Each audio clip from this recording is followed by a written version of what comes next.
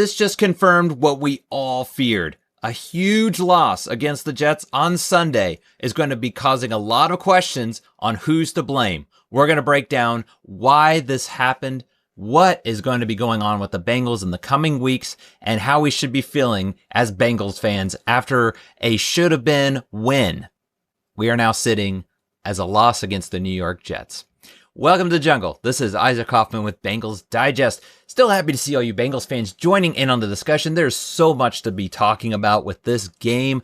Don't even know where to begin, really. But still, if you want to get in on the discussion, get your voice heard, be sure you hit that subscribe button down below. We want to hear your thoughts.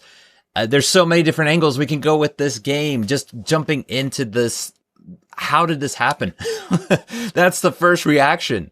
I think personally, what I'm feeling, you're talking about a Bengals team that is at home against a winless team in the New York Jets, have everything working against the Jets. They are without their best cornerback. They're without their best wide receiver. There is controversy with their quarterback.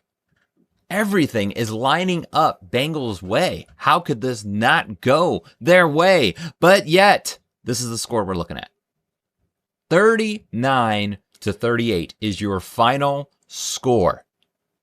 I'm just still in shock, Bengals fans. I'm sure you guys are too. I'm sure you have much to say about this game.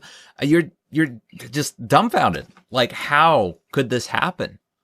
I know the Bengals have blown losses in the past. This isn't anything new. It doesn't make it any easier. It doesn't make it that much more to get through. Whatever I'm trying to say, this is still a tough game to just digest.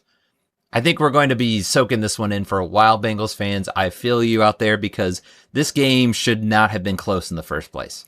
Number one, even if the Bengals came out and still held on when they were starting to fall apart there in the fourth quarter, they should not have lost, period, but they should not have been this close. This should have at least been a one-score touchdown win. And the way that it happened, you just saw it unravel. It was just like, you see this story before. You've seen it as a Bengals fan. The Jets decide to go for the 2-point conversion.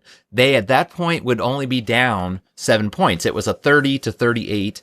The defense just continued to give up chunk yardage. We're going to get to this defense. This is going to be the biggest thing that you can point to, obviously, giving up 39 points. But I think the point where they went for that 2-point conversion, you knew something was going to happen because it was 30-38. The Jets decide to go for the 2-point conversion.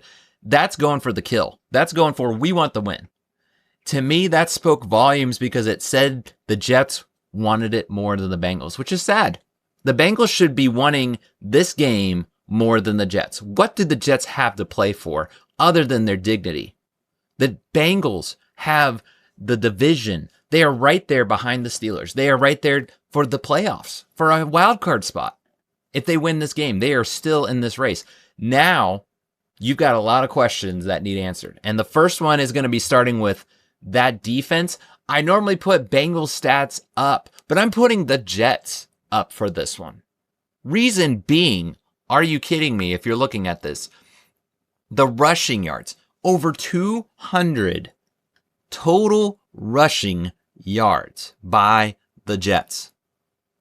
Hall had 133 yards, 7.4 average, and 2 touchdowns. Not to mention one of those was a pass. They do a swing out and he throws the go-ahead, what ultimately was the winning touchdown.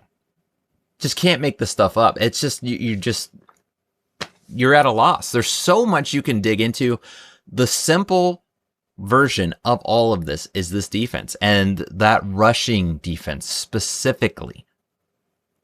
You have Davis, who rushed for 65 yards, averaging 9.3 yards per carry. Justin Fields carried the ball 11 times for 31 yards. You know, only for a 2.8. That was the only one, but that's the quarterback. You should be containing that quarterback. Justin Fields was back there all day. There was yet again no pressure.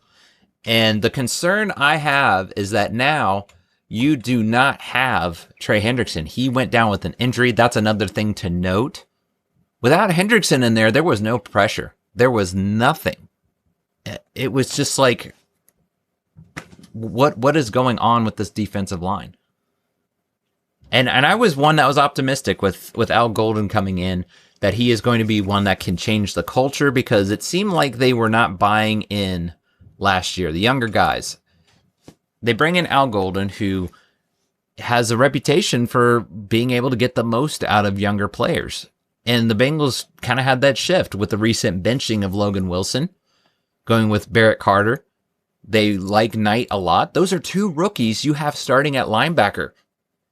And I'm not saying that's the reason why this defense is bad. I'm just saying that you're talking about a coach, a defensive coordinator. He's supposed to be getting the most out of these guys, and it's leaving so much to be desired. You're talking a winless Jets team with Justin Fields, who's getting called out by the owner of the Jets that he is not a good quarterback, and he is dashing you up. He is sitting back there all day. Just, it's like, you can't make this stuff up. I don't know what else to say. It's just, I can't believe I witnessed this type of a game. It's a game that is going to sting, not just for this week, but for a while. You know, you go back to last year, and Zach Taylor was under a lot of heat because of that first game against the Patriots. They should have won that game. Because we can always say, well, this is just one game. Last year shows just one game can make or break your season. Can mean you're going to make the playoffs or you're not. It's not an overreaction. It's just a frustration.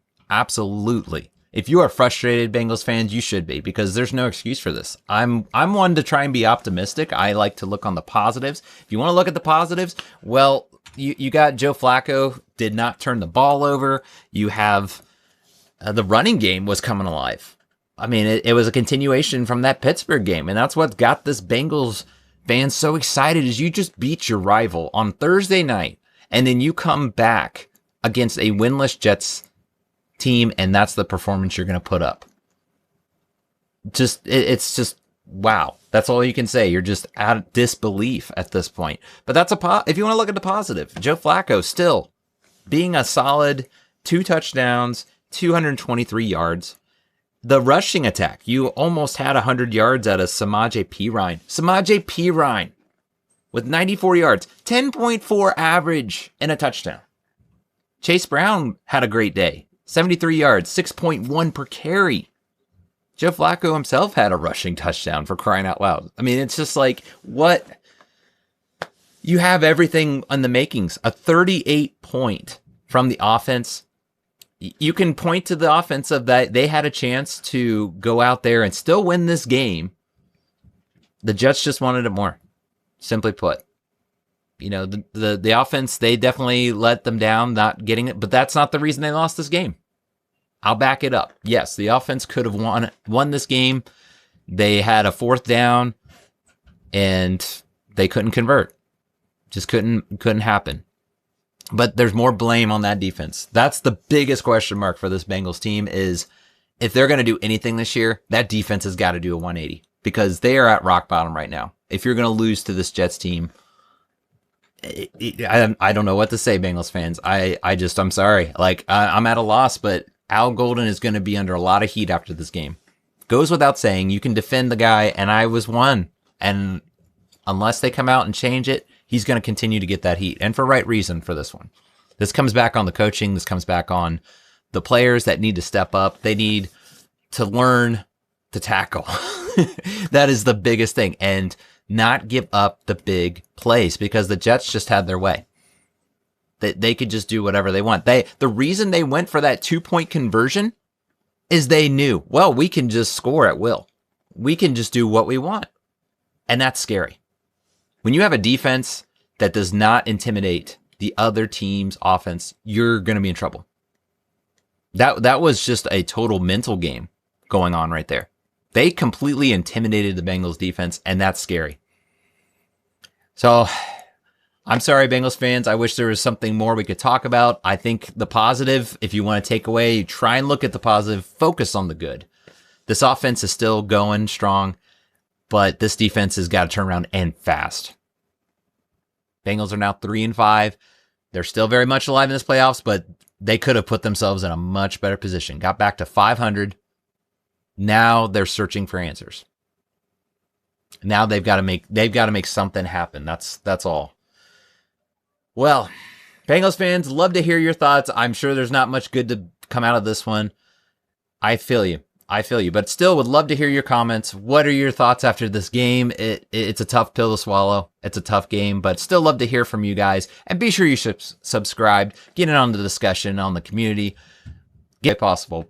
But subscribe down below so you know when our new videos drop.